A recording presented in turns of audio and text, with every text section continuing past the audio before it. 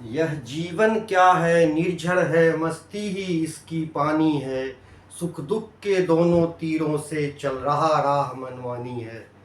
बच्चों, बहुत छोटा था जब मैं, शायद 8th या 9th में रहे होंगे, तो ये कविता हमारे पाठ्यक्रम का हिस्सा था, हमारे सिलेबस का हिस्सा था हिंदी में। शायद इनके कवि सुमित्रा नंदन पंत जी है, थोड़ा मैं कंफ्यूज कर रहा हूँ, बट संदेश बिल्कुल स्पष्ट है कि जब कभी भी मान लो आज रात हुआ है, तो निश्चित ही रात का होना ही इस बात का संकेत है कि सुबह होने वाली है।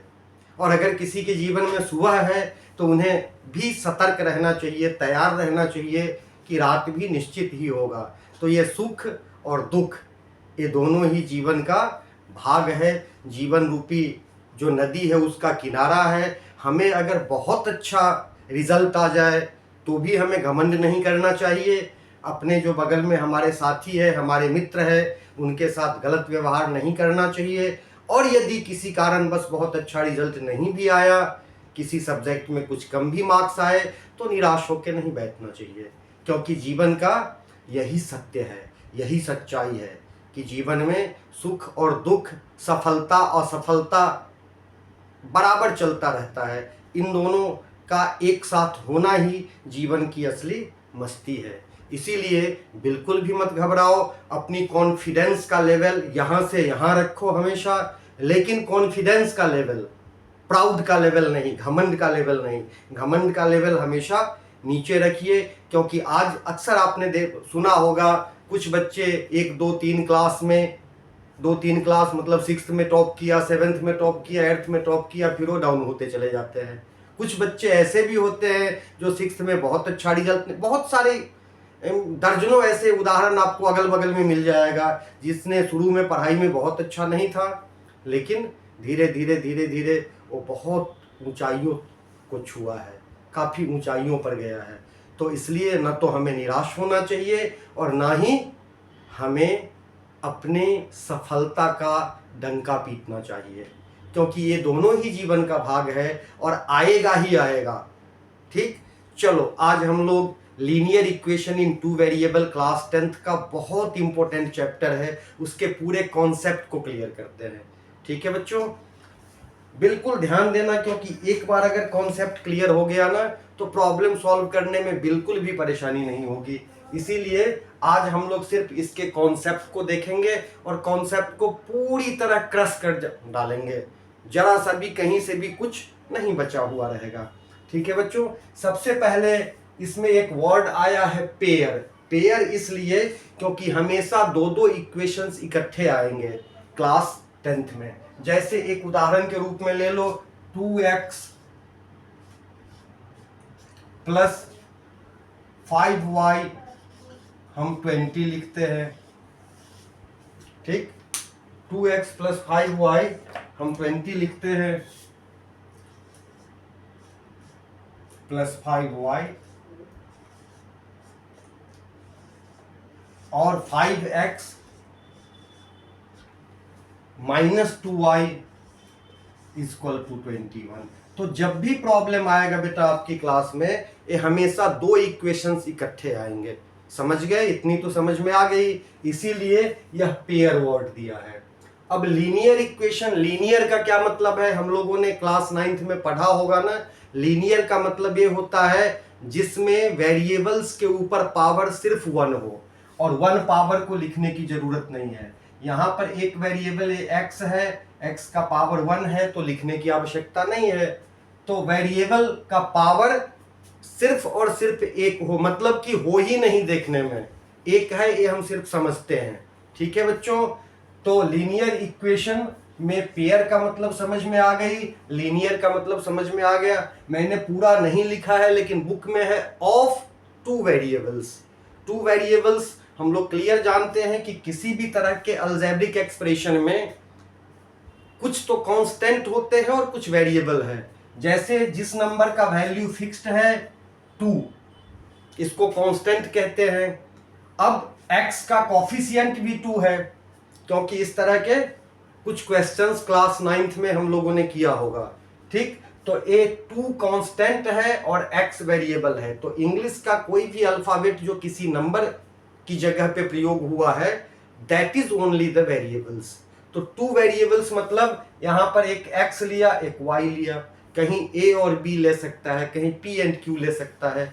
ठीक है प्यारे प्यारे बच्चों, तो टू वेरिएबल्स का मतलब हुआ दो दो इंग्लिश अल्फाबेट का हम यूज करेंगे यहां पर, जो नंबर के रूप में प्रयोग होगा, अर्थात दो वेरिएबल होगा, क्योंकि इंग्लिश के अल्फाबेट्स को जब हम नंबर के रूप में प्रयोग करते हैं तो उसी को वेरिएबल कहते हैं। ठीक है बच्चों, प्यारे बच्चों, तो अब आ जाओ। तो सबसे पहली बात तो हम समझ गए कि पेयर ऑफ लीनियर इक्वेशन का क्या मतलब हुआ। पेयर मतलब हमेशा दो दो इक्वेशंस देंगे, लीनियर का मतलब कि इसका पावर 2 3 4 5 नहीं रहेगा, सिर्फ एक ही पावर रहेगा जो लिखा हुआ होने की जरूरत नहीं है। ठीक है, pair of linear equation in two variable मतलब दो दो वेरिएबल्स दिए होंगे। ठीक है प्यारे बच्चों, अब हम चलते हैं। इसमें एक तो रूल है, हम देखो ए टू यहां आया ना, तो सिर्फ इसके जो कांस्टेंट वैल्यू है, 3 टर्म्स है इसमें। इसमें 20 इक्वल टू के बाद दिया है, आपकी इच्छा हो तो 20 को इक्वल टू से पहले ले लेना, तो हो जाएगा 2x plus 5y minus 20 equal to 0 हो जाएंगे। तो यह इक्वेशन ट्राइनोमियल बन जाएगा, क्योंकि 3 टर्म्स हो जाएंगे इसमें। तो 3 जो टर्म्स है उसमें पहले टर्म्स का जो कांस्टेंट वैल्यू है उसको a लिखेंगे हम, इसको b लिखेंगे और इसको c लिखेंगे। बच्चा ध्यान दो, यह a यह b ये c है, लेकिन यही चीज तो दूसरे इक्वेशन में भी है, a b c। तो इसलिए चूंकि दो दो इक्वेशंस है, तो एक के जो कांस्टेंट वैल्यू है उसमें 1 1 लगा दो सब में, ठीक है, और दूसरे इक्वेशंस में 2 2 लगा दो सब में। इतना तक तो क्लियर है ना। पहले का 1 a1 5 b1 2 c1, यहां 2 था a1, दूसरे का 5 a2 2 b2 21 c2। अब एक चीज ध्यान रखना, अगर यह इक्वेशन इस फॉर्म में लिखा हुआ है कि something x plus something y equal to something, तो दूसरा भी इसी फॉर्म में होना चाहिए। कंफ्यूज करने के लिए मैंने कुछ क्वेश्चंस देखा है आपकी एनसीईआरटी के बुक में, जिसमें एक इक्वेशन जो है, एक इक्वेशन में तो इक्वल टू समथिंग दे देता है, दूसरे इक्वेशन में इस तरफ ले आता है। आपको पूरी आजादी है, आप चाहें तो दोनों ही इक्वेशन में इस 20 को इस तरफ रखे तो 21 को भी इस तरफ रखे, या दोनों को लास्ट में कर दे। दोनों जब एक तरफ है ना, तब माइनस प्लस का कोई झंझट नहीं रह जाता, समझ गए। लेकिन आपको करना है दोनों नंबर्स को एक ही तरफ।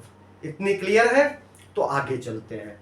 ठीक है बच्चों, इसके बाद हमारे पास फॉर्मूला है a1 upon a2 b1 upon b2 और c1 अपॉन c2 का फॉर्मूला है। यह हम देखेंगे और यह देख करके बहुत सारी प्रॉपर्टीज हमें बतानी पड़ती है। इस तरह के क्वेश्चंस भी आएंगे, सिर्फ इसके ऊपर डिपेंडेंट है। तो ध्यान दो, जब हम यहां 2/5 लिखेंगे तो यहां इक्वल टू या equal to not, is equal to या इज नॉट इक्वल टू हमारे पास बनेगा। जैसे यहां पर 2/5 है ना बच्चों, और यहां है 5/-2, तो हम क्लियरली देखते हैं इज नॉट इक्वल टू। इस इक्वेशन में, किसी इक्वेशन में यह इक्वल भी हो जाएगा, मान लो 2/5 आया और यहां पर 4/10 आ जाएगा, काट के हम 2/5 कर सकते हैं। किसी इक्वेशन में अगर यहां पर 4 हो और यहां पर 10 हो, तो इसमें नहीं है। ठीक है, तो हम क्या करेंगे, इस तीनों चीजों को देखेंगे। अब ध्यान से देखो, सबसे पहला कंडीशन क्या है, सबसे पहला कंडीशन है अगर a1/a2 b1/b2 के इक्वल नहीं हो रहा है तो c1/c2 को हमने देखना ही नहीं है। ठीक है, c1/c2 के तरफ हम तब जाएंगे जब ये दोनों इक्वल हो, this by this equal to this by this with sign. ध्यान देना, यहां b2 का वैल्यू 2 नहीं, b2 का वैल्यू -2 है। इज इट क्लियर ना?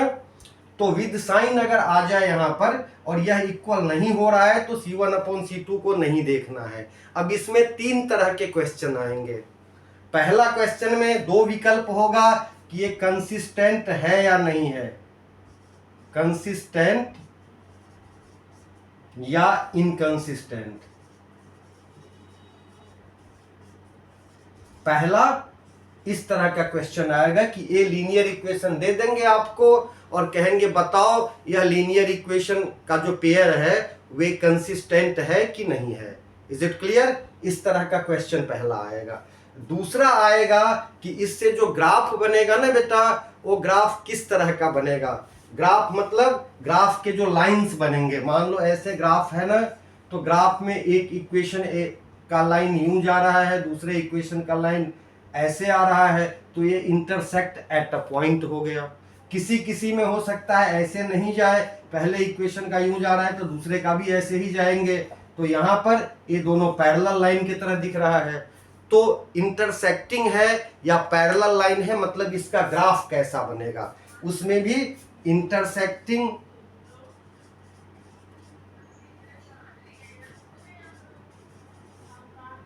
पैरेलल या कोइंसिडेंट, कोइंसिडेंट 3 तरह के लाइंस बन सकते हैं। कोइंसिडेंट का क्या मतलब है? इंटरसेक्टिंग तो मैंने बता दिया, पैरेलल आप देख लिए, और कोइंसिडेंट का मतलब होता है एक लाइन ऐसे जा रहा है बच्चा, ये तो y और x हो गया, एक लाइन ऐसे जा रहा है, दूसरा लाइन ऐसे जा रहा है, तो बार बार इंटरसेक्ट कर रहा है, तो इसको हम कोइंसिडेंट बोलेंगे। तो यहाँ पर हमारे पास 3 ऑप्शन है, ठीक। और दूसरी बात बोलेगा कि इसके जो सॉल्यूशन होंगे ना, इनके सॉल्यूशन किस तरह के होंगे, मतलब it has exact one solution या इट हैज मेनी सॉल्यूशन या it has no solution. Exactly one,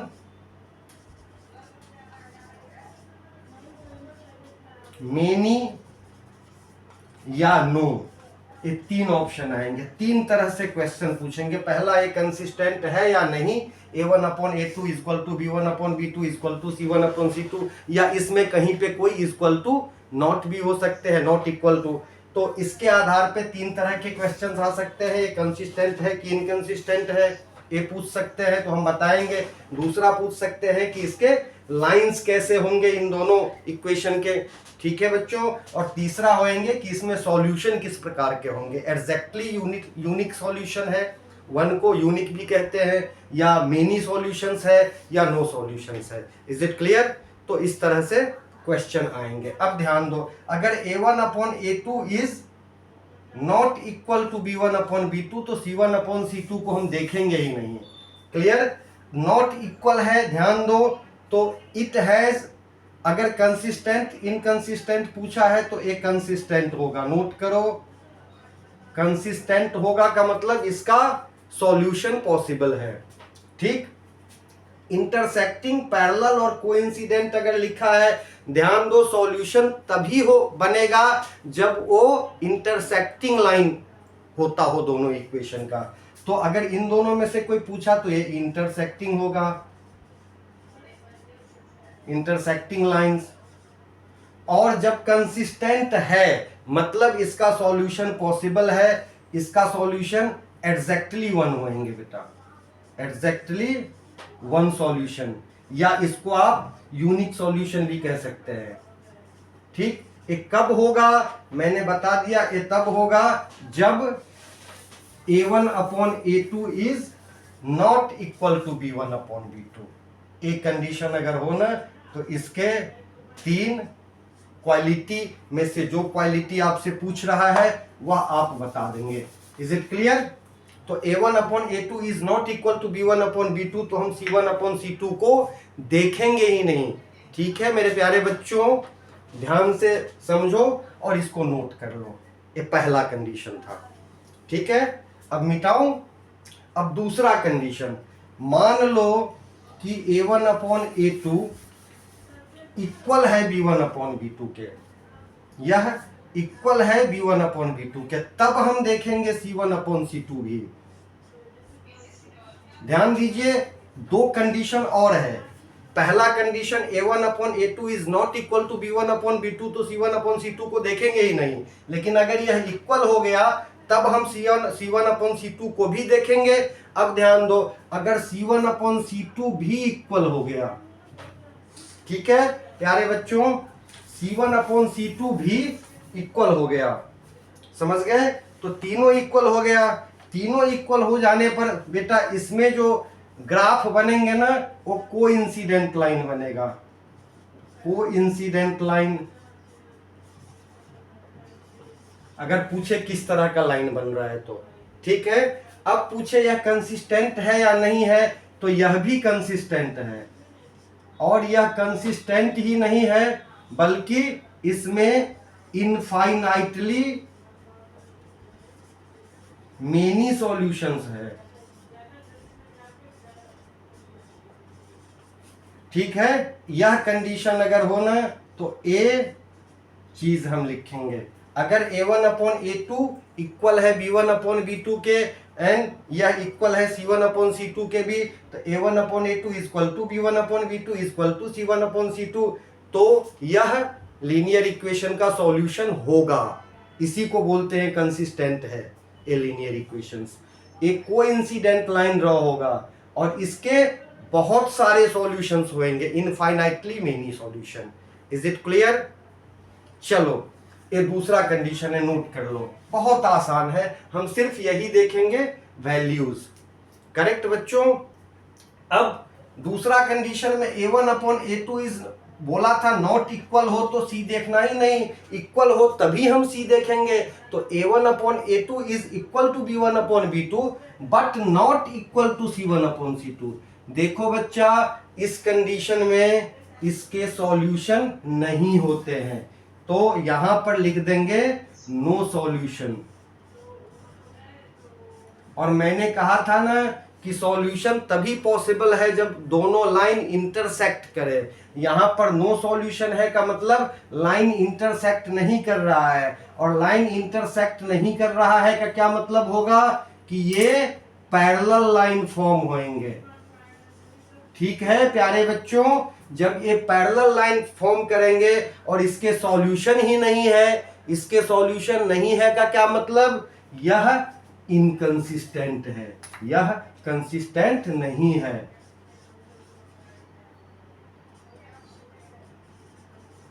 क्योंकि कंसिस्टेंट का मतलब होता है कि इसको हम सॉल्व कर सकते हैं, इनकंसिस्टेंट का मतलब होता है कि इसको हम सॉल्व करके आंसर नहीं निकाल सकते। तो नो सॉल्यूशन है तो ऑब्वियस सी बात है इनकंसिस्टेंट होगा।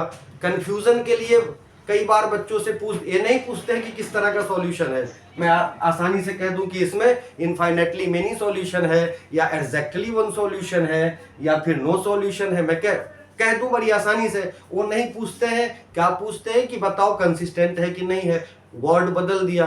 तो सिंपल सी बात है, चाहे यूनिक सॉल्यूशन हो या मेनी सॉल्यूशन हो, सॉल्यूशन तो है ना तो कंसिस्टेंट है, लेकिन जब नो सॉल्यूशन है तो कंसिस्टेंट नहीं है। Is it clear? पहली चीज तो ए आएगा बेटा, ठीक है। अब मैं मिटा देता हूं इसको। पहला कॉन्सेप्ट यह है। इसके बाद प्यारे बच्चों दूसरा कॉन्सेप्ट है हमारे पास, इसको सॉल्व करने का 3 तरीका सीखना है। किसी भी लीनियर इक्वेशन को सॉल्व करने के 3 तरीके सीखने हैं हमने। वह तीनों तरीका क्या है, देखो ध्यान से। सबसे पहला तरीका है, वैसे पिछले सिलेबस में तो 4 तरीके थे, 4 टाइप्स थे सॉल्यूशंस के, बट अब नए जो सिलेबस बना है उसमें एक टाइप हटा दिया है। अब हमने 3 मेथड सीखना है। पहला मेथड है ग्राफिकल मेथड, पहला ग्राफिकल मेथड है। दूसरा है एलिमिनेशन मेथड,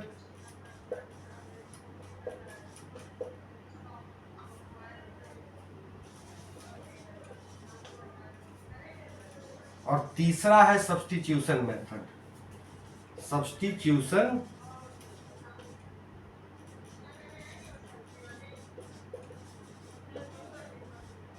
इन 3 मेथड से हम किसी भी लीनियर इक्वेशन को सॉल्व कर सकते हैं, इन 3 मेथड से। तो सबसे पहले हम ग्राफिकल मेथड सीखते हैं बच्चों। ग्राफिकल मेथड में कोई भी एक इक्वेशन हम ले लेंगे। जैसे हमने ले लिया 2x plus 5y equal to 20, तो 2x हो जाएगा 20 माइनस 5y, तो x हो जाएगा 20 माइनस 5y बाई 2। और इस पर हम 3 सॉल्यूशंस एक्सपेक्ट करेंगे। इसका कम से कम एटलीस्ट 3 सॉल्यूशंस निकालेंगे बेटा, x और y का। तो देखो x का वैल्यू y के टर्म में मिला है, तो हम y को सपोज करेंगे और इस तरह सपोज करेंगे कि x का वैल्यू भी हमें मिल जाए।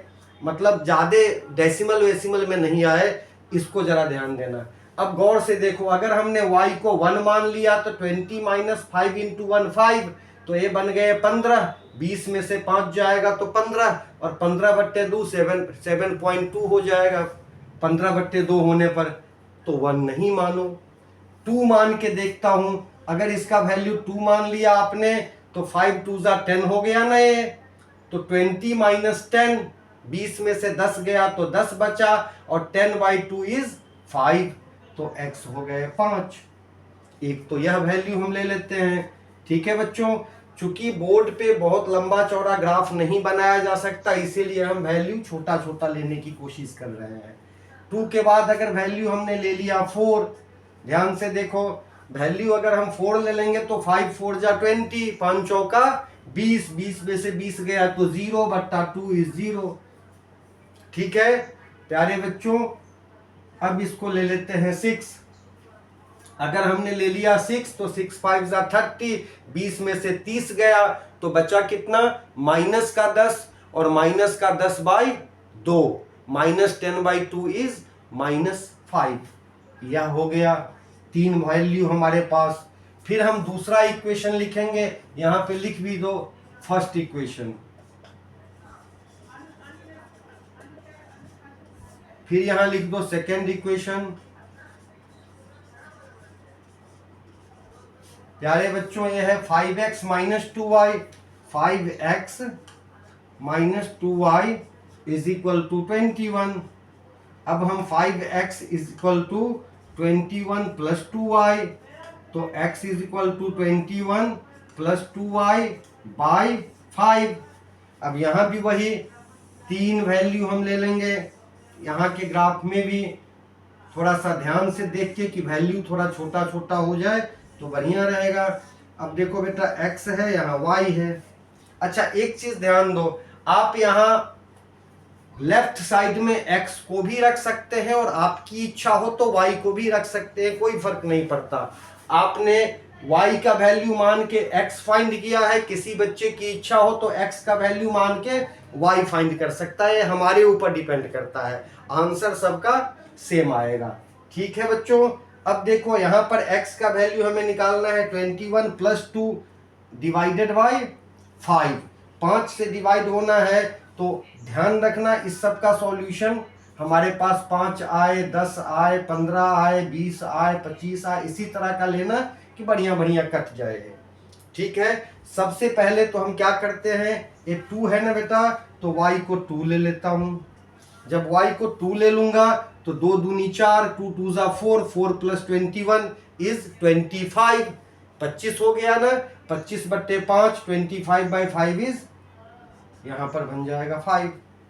एक तो ए वैल्यू आ गया।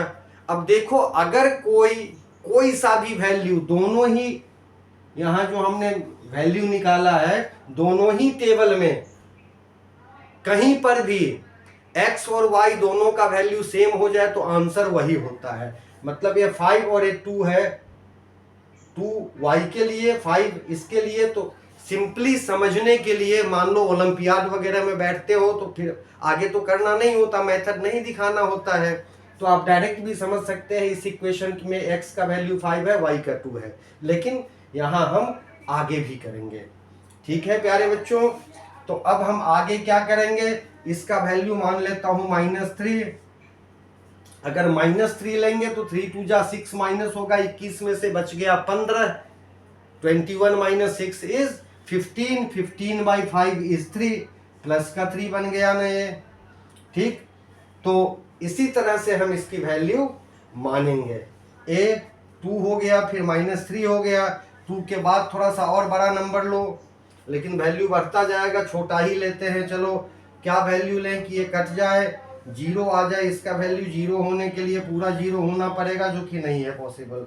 ठीक है, नहीं पॉसिबल है तो इसमें 5 का गैप है, -8 ले लूँ, नहीं, लेकिन बहुत बड़ा हो जाएगा वाई। होने दो। अब क्या करेंगे, 8 2 जा 16, 16 माइनस हो रहा है 21 में से बच्चा।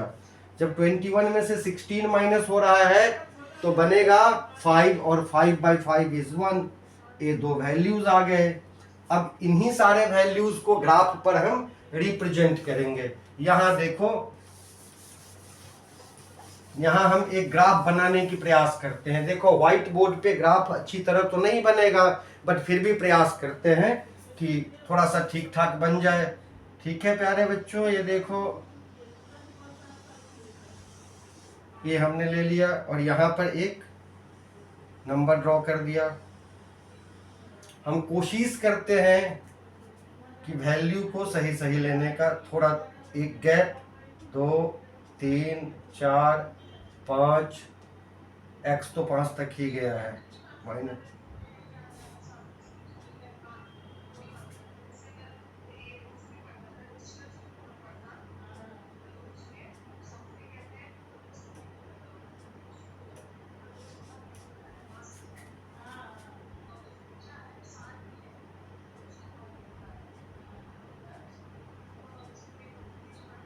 इस तरह हम नोट कर देंगे 1 2 3 4 5, यहाँ लिख देना है x, फिर यहाँ पे -1 -2 -3 -4 -5 यहाँ पे लिख देना है x, और ऊपर में लाइन डाल देना है बच्चा, ध्यान रखना। इसका मतलब ये नेगेटिव हो रहा है।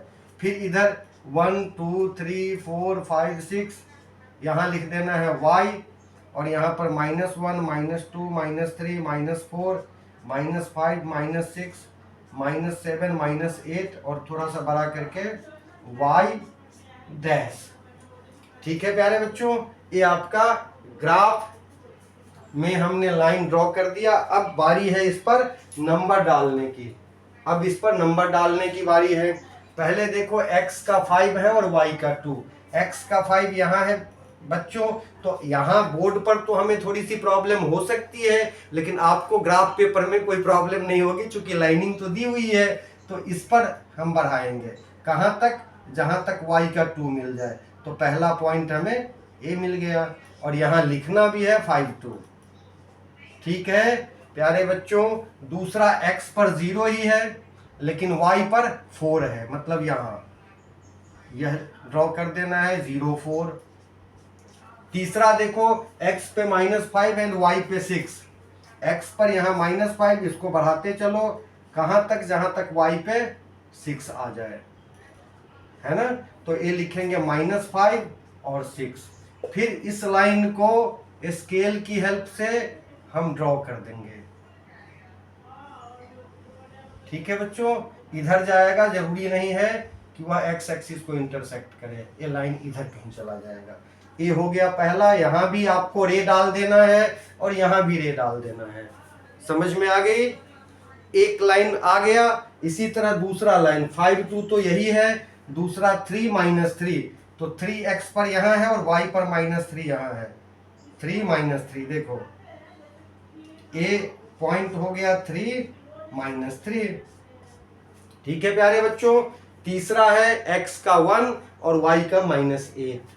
x का 1 यह है और y का -8 ए है, तो करीब करीब ए पॉइंट यहीं पर आ जाएगा, इसके आसपास। ठीक है, यह 8 वाला जो टर्म था, यहां पर लिखेंगे भी 1 एंड -8। ठीक, ये तीनों पॉइंट हमारे पास बन गया। तो इस तीनों पॉइंट को बेटा हम लाइन के रूप में सही तरीके से ड्रॉ कर देंगे, सही तरीके से स्ट्रेट लाइन ड्रॉ कर देंगे। ये बन गया दूसरा ग्राफ। ठीक, ये दोनों जहां इंटरसेक्ट करता है ना, वहां पर x का जो वैल्यू है बच्चा, वो x बन जाएगा, x = 5, और यहाँ पर y का वैल्यू जो है वो y = 2। तो इस तरह हम ग्राफिकल मेथड से हम अपने लीनियर इक्वेशन को सॉल्व कर सकते हैं। यही है कॉन्सेप्ट, बस। ठीक है, चलो आगे करते हैं। एक ग्राफिकल मेथड से हम इसी तरह वैल्यू निकाल लेंगे। दो टेबल बनाएंगे, दोनों एक इक्वेशन से एक टेबल, दूसरे इक्वेशन से दूसरा टेबल। कोशिश करना नंबर छोटा छोटा पड़े, नंबर बड़ा पड़ रहा है, फ्रैक्शन में पड़ रहा है तो उसको रफ में आप कर ही रहे हो, तो रफ में कर रहे हो तो उस वैल्यू को मत लो, दूसरा कोई ट्राई करो। थोड़ी सी परेशानी तो हर काम में हर किसी को होता है, लेकिन धीरे धीरे आप बिल्कुल हैबिचुएट हो जाएंगे इस तरह के वैल्यू फाइंड करने का। जैसे हमने फाइंड किया सारा, तो आप भी कर सकते हैं। इसमें कोई मिसाइल टेक्नोलॉजी नहीं है, बहुत आसान चीज़ है बेटा, सिर्फ प्रैक्टिस पर ही होगा। ठीक, तो कंटिन्यू प्रैक्टिस करते रहें और अपना माइंड कॉन्सेंट्रेट रखें, बिल्कुल शांत दिमाग में पढ़ाई करें। Maths is not a difficult subject. ठीक है, मिटा दो बच्चों, ये रे डालना मत भूलना, क्योंकि ये लाइन है, इनफाइनाइट तक जाता है। चलिए मिटाते हैं। अब हम लोग दूसरा मेथड करते हैं। ये ग्राफिकल मेथड था। ध्यान दो, बिल्कुल ध्यान दो, क्योंकि जैसे ही मैं चैप्टर पे आऊंगा ना बच्चों, तो फिर इन सब चीजों पे बहुत ज्यादा टाइम नहीं लगाएंगे। इसीलिए कॉन्सेप्ट क्लास में इसको आप समझ लीजिए, आगे का क्वेश्चन फटाफट फटाफट होता चला जाएगा। ठीक, अब इसी क्वेश्चन को अगर हमें कह दे एलिमिनेशन मेथड से फाइंड करना, तो क्या करेंगे? ध्यान दो बच्चों, हमने ये इक्वेशन ले लिया, दूसरा भी इक्वेशन ले लिया। एलिमिनेशन मेथड में या तो x को या फिर y को, दोनों में से किसी एक को सेम करने की प्रयास करेंगे। अब सेम करने के लिए you should multiply either even any one और बोथ टू इक्वेशंस।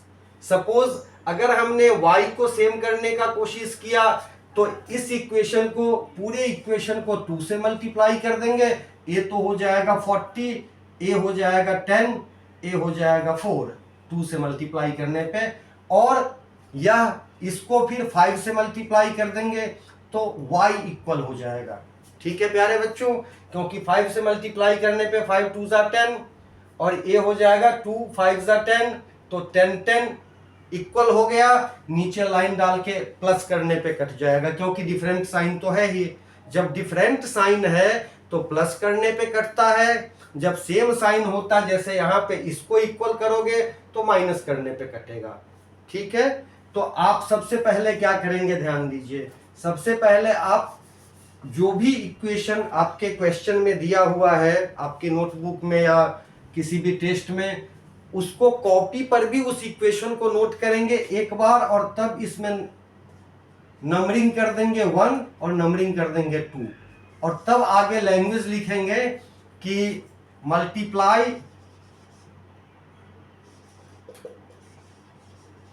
इक्वेशन 1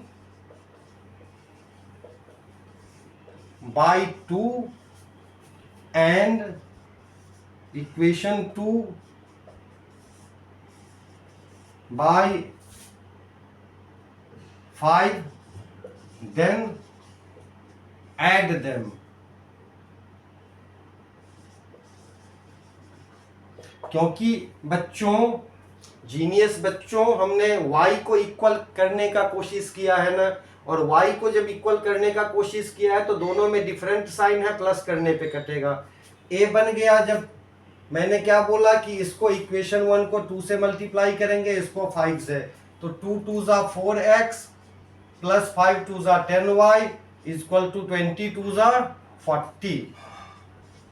इसको 5 से मल्टीप्लाई करेंगे तो 25x minus 10y is equal to, इसको 5 से करेंगे तो 105। अब देखो ऐड करने पर ये बन गया 29x, यह कट गया और यह बन गया 145। ठीक, जैसे ही ये बन गया 145, तो x is equal to 145 by 29, cut होकर के ये बन जाएगा 5। आप चाहें तो इसको बगल में मल्टीप्लाई करके देखो कि 29 को कितने से मल्टीप्लाई करेंगे तो 5 होगा, और थोड़ा सा ब्रेन का यूज करेंगे, दिमाग का यूज करेंगे थोड़ा सा, तो आपको समझ में आ जाएगा ऑप्शन। क्योंकि यहाँ 9 है ना, तो 9 को कितने से मल्टीप्लाई करने पर 5 होगा, एकमात्र ऑप्शन है 9 5 ज़ा 45, 45 में 5 होता है। तो आप सबसे पहले ही 29 को 5 से, सॉरी 29 को 5 से ही मल्टीप्लाई करके ट्राई करेंगे।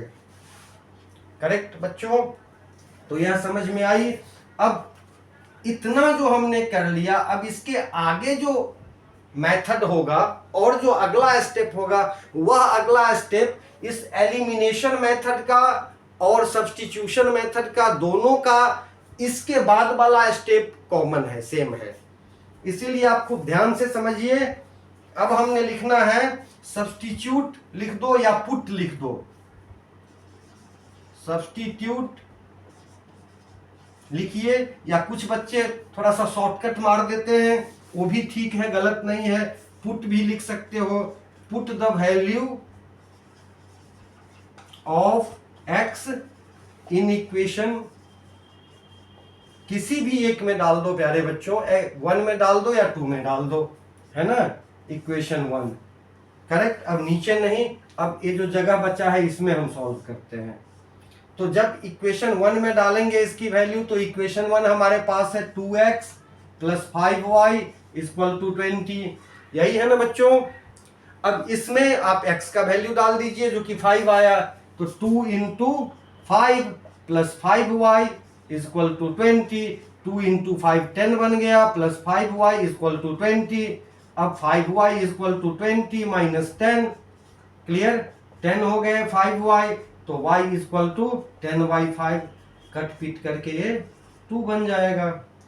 अब ध्यान दो, इतना करने के बाद भी बच्चे थोड़ा सा अलर्ट नहीं रहते हैं और मार्क्स कटवा लेते हैं। जैसे ही हमारे पास दोनों आंसर मिला ना प्यारे बच्चों, तो यहाँ पे हमको सुकून की सांस नहीं लेनी है। अभी इसको आई कैचिंग बना के आंसर भी लिखना है। एक बॉक्स बनाओ, x = 5 लिखो, y = 2 लिखो, इसको घेर दो और तब लिखो आंसर। और ध्यान देना, ये थोड़ा सा डार्क लिखना, जो कि टीचर को आई कैचिंग लगे, फटाक से फोकस आ जाए इस पर, है ना। ये लिखना मत भूलना। जितने भी जीनियस बच्चे हैं जो 100% मार्क्स लाते हैं मैथ्स में, वे सभी ये काम करते हैं, आपने भी करना है, ठीक है। चलो, तो ये हमने एलिमिनेशन मेथड पढ़ लिया प्यारे बच्चों। इसी क्वेश्चन को मैं आपको करके दिखाता हूं सब्स्टिट्यूशन मेथड में। इसी क्वेश्चन को सब्स्टिट्यूशन मेथड में करके दिखाता हूं बेटा। इसके बाद कॉन्सेप्ट खत्म हो जाएगा। फिर अगली वीडियो में हम फटाफट जितने भी एक्सरसाइजेस हैं उस सब के क्वेश्चन 1 बाय 1 करेंगे, ठीक है। तो शुरू हो जाओ। लो, सब्स्टिट्यूशन मेथड करते हैं।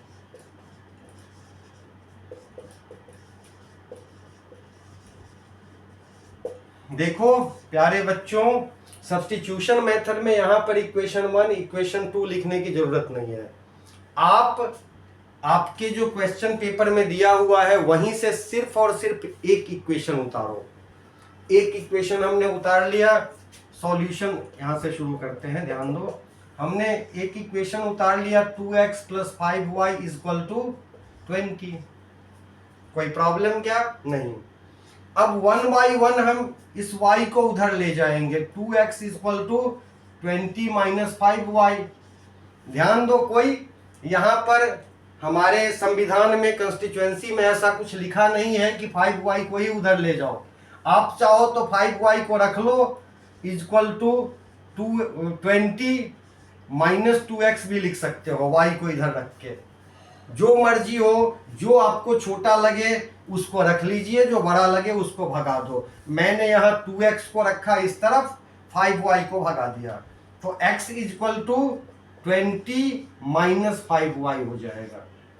और ये 2 यहाँ पर डिनोमिनेटर के रूप में आ जाएंगे, ठीक है। तो बच्चों इस तरह से हमने इसको लिख लिया। अब चूंकि यह इक्वेशन हमने फर्स्ट लिया है, तो अब जो x का वैल्यू मिला ना हमें फर्स्ट इक्वेशन से, इस वैल्यू को सेकंड में डालेंगे। और अब यहां कंपल्सरली हम वर्ड लिखेंगे सब्स्टिट्यूट। क्या? अब पुट लिखने से नहीं काम चलेगा, क्योंकि इस मेथड का नाम है सब्स्टिट्यूशन, तो सब्स्टिट्यूट वर्ड का प्रयोग होना चाहिए, अच्छा लगता है देखने में। लिखो, substitute the value of x in equation 2। अब इक्वेशन 2 हमारे पास ये है 5x minus 2y equal to 21। तो लिख दो 5 और x का वैल्यू जो आपने लिया है यहाँ पर 20 minus 5y by 2 minus 2y equal to 21। अब देखो इस 5 के साथ मल्टीप्लाई होगा तो ये बन जाएगा 100 और 5 के साथ ये मल्टीप्लाई होगा तो ये बन जाएगा माइनस 25y और नीचे में बच जाएगा 2, फिर हो जाएगा टोटल 2y इक्वल टू 21। इस पूरे को नोट कर लेते हैं बेटा एक बार और इधर। यह क्या है ध्यान दो, ये है 100, यहाँ लिखा हमने 100, फिर ब्रैकेट देख रहे हो ना ध्यान से, ब्रैकेट 20 माइनस 2y अपॉन 2 और फिर है minus 2y is equal to क्या था, इज इक्वल टू 21। ठीक है बच्चों, नहीं ये तो हमने सॉल्व कर लिया ना, ये सॉल्व करके यहां लाए हैं ना बेटा। 100 minus 25y 100 minus 25y upon 2 और माइनस था 2y इक्वल टू 21। अब इसे भी ले लो, इकट्ठे कर दो 2 तो ये बन जाएगा 100 minus 25y minus 4y equal to 21। 2 को उधर ले जाना अगले स्टेप में, तो 100 माइनस 29y इक्वल टू 42। ठीक है प्यारे बच्चों, तो यह वैल्यू आ गया हमारे पास। माइनस 2y था यहाँ पे, ये भी माइनस 2y है, 100 बन गया 142 29। ठीक है, अब minus 29y equal to 42 minus 100, तो minus 29 equal to minus 58। Minus से माइनस कट गया, यहाँ y लिखना भूल गया मैं। ठीक, माइनस से माइनस कट गया, बन गया 29y इक्वल टू 58। ठीक है यहाँ तक। अब y equal to 58 by 29 that equal to cut के 2 हो जाएगा, y इक्वल टू 2। ठीक है, यहां तक y निकल गया बेटा। अब x निकालना है, ध्यान दो, इस वैल्यू को हमने ये जो वैल्यू लाया था इक्वेशन 2 में डाला था। अब इस y की वैल्यू को फिर से इक्वेशन 1 में डालो और इसके बाद मैंने बोला था ना कि मेथड दोनों में सेम है। अब y की वैल्यू सब्स्टिट्यूट कर देना है इक्वेशन 1 में, तो x भी आ जाएगा। क्या लिखेंगे हम अब, substitute the value of y in equation 1, है ना। Substitute the value of in equation first equation है हमारे पास 2x plus 5y equal to 20, तो 2x plus 5 into 2 equal to 20, 2x plus 10 equal to 20, तो 2x equal to 20 minus 10, it is 10, 2x equal to, तो x equal to 10/2 cut करके 5 हो गया। इसके बाद अगला स्टेप क्या था, रिकैप करो। अभी बताया था ना हमने, जब दोनों आंसर मिल गया तो ऐसे ही छोड़ के नहीं आ जाना है, फिर से लिखना है। So x equal to 5, y equal to 2 और इसको बॉक्स में डालना है, फिर लिख देना है आंसर। इसको थोड़ा सा डार्क लिखना, पेन को प्रेशर देके, जैसा भी बॉक्स बनाना जिससे कि आई कैचिंग हो। ठीक है, तो यही पूरा सारा कॉन्सेप्ट था बच्चों आपके लीनियर इक्वेशन का। अगले वीडियो में हम लोग एक्सरसाइज, पहली एक्सरसाइज से इसकी सॉल्यूशन धड़ाधड़ कर लेंगे सारा, कोई ऐसी समस्या नहीं। ठीक है बच्चों, आशा करता हूँ आप लोग खुश रहेंगे, आबाद रहेंगे, मस्त रहेंगे, हंसी खुशी से पढ़ाई लिखाई करते रहेंगे, ग्रो करेंगे। ठीक है, तो मिलते हैं फिर अगले वीडियो में। तब तक के लिए जय हिंद, जय भारत और वंदे मातरम।